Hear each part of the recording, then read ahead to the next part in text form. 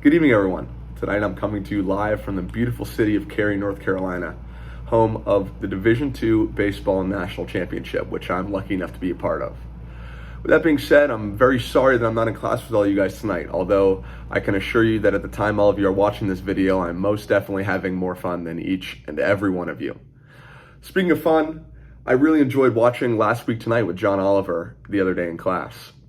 So much so that I decided to model my own video after it. So, without further ado, I'd like to present to you LSAC Tonight, hosted by your very own Parker Schlichty.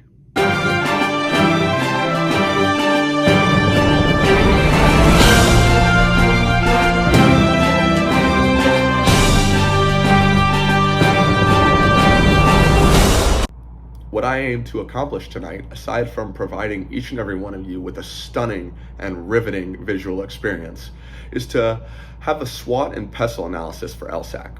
Now, I'm sure each of you have already heard this 5 to 10 times tonight, but SWOT stands for the strengths, weaknesses, opportunities, and threats that LSAC will encounter. I'm going to be looking at each of these through a PESTLE lens, which means I'll be looking through political, economic, social, technological, legal, and environmental viewpoints to see how these strengths, weaknesses, opportunities, and threats can really affect LSAC. While I may not have the good looks, offensive humor, and witty satire that John Oliver has, I can assure you all that I have much more information on LSAC. With that being said, LSAC stands for the Law School Admissions Council. And the Law School Admissions Council is a nonprofit organization with over 250 employees that cater to about 200 different member law schools from the United States, Canada, and Australia. LSAC's main job is to administer the LSAT, which is the Law School Admissions Test, which I'm more than familiar with. With that being said, LSAC also has a number of different resources that allow students to create a full and complete application they can send to a bunch of different law schools, as well as some resources that allow them to get better scores on exams and find jobs after law school. All right, so first I'd like to start off with some strengths. First, a political strength. The United States Department of Justice oversees LSAC to make sure that they're completely free of discrimination or bias in anything that they do.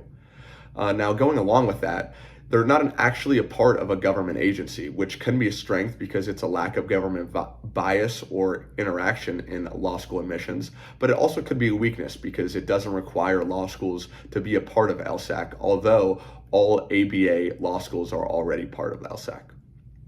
Another strength is an economic strength. LSAC actually gives employees a bunch of contributions, such as 7% to their 401k. On top of that, they have phenomenal health insurance benefits, and they actually have company-wide holiday breaks. Finally, a technological strength. LSAC has moved the application process almost entirely online into the same website. Now, before that, people like me would have to go website to website, law school to law school, submitting completely different applications to do the exact same thing in school.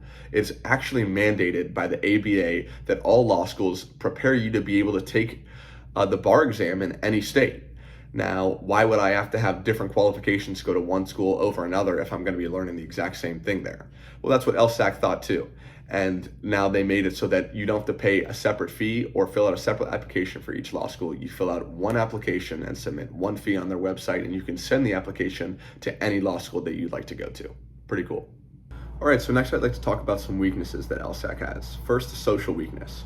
Now, as I said earlier, the main purpose of the LSAC is to give out the LSAT exam, which is a standardized test that faces more and more backlash each year from prospective students.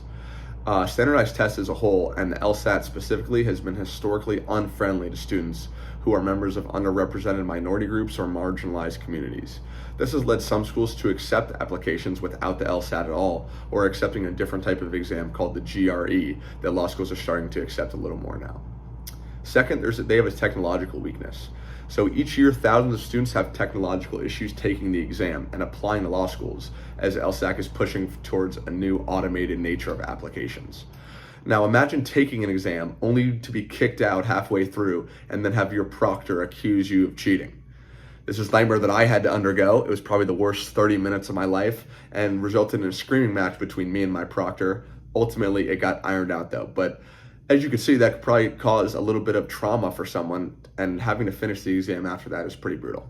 All right, so now I'd like to go over some opportunities that LSAC has. First, a political opportunity. LSAC is a 501c3 nonprofit, which makes them tax exempt, but that rating is reserved for companies that are dedicated to furthering science, education, religion, and literary innovations. According to their IRS forms, they've made over $13 million in profits, and most of that goes towards education. However, they gain information that would be valuable to research for the future of law admissions. This is a major opportunity for them to pursue and push some of their funds towards. Next, they have a social opportunity. Law school applications are increasing by over 5% a year. Now, this, of course, is going to allow them to have an opportunity to increase LSAC members. This means more and more people are going to be using LSAC to take their admissions tests and using their applications after that. To date, over 130,000 LSAT tests have been administered and over 460,000 applications have been sent using their software. Next, a technological opportunity. While unable to do it yet, LSAC has been pushing to use autonomous proctors. That awful story I was just telling you about is about to become a thing of the past, according to them. This has the opportunity to reduce costs for test takers and LSAC, as well as reduce the instance of technological difficulties like the one I talked about with proctors. Finally, they have an environmental opportunity. LSAC actually helps law students with finding jobs. They've recently included filters in their job finding process that allows people to focus on sustainability law and natural resource law.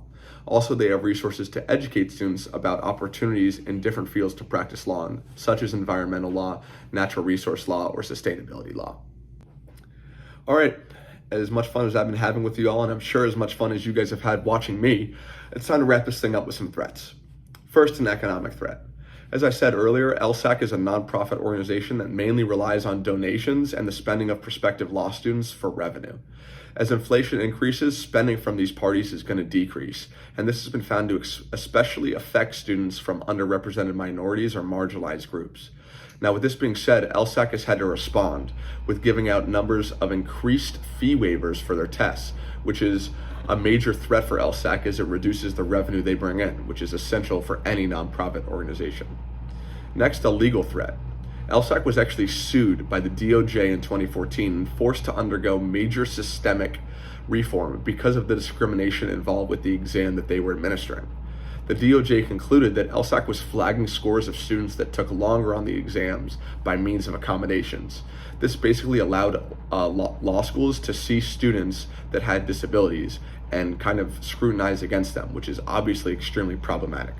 This continues to be a threat for the future of LSAT test taking because LSAC still has yet to iron out these discrimination issues and has paid over $8 million to settle lawsuits with over 6,000 people since this supposed major reform.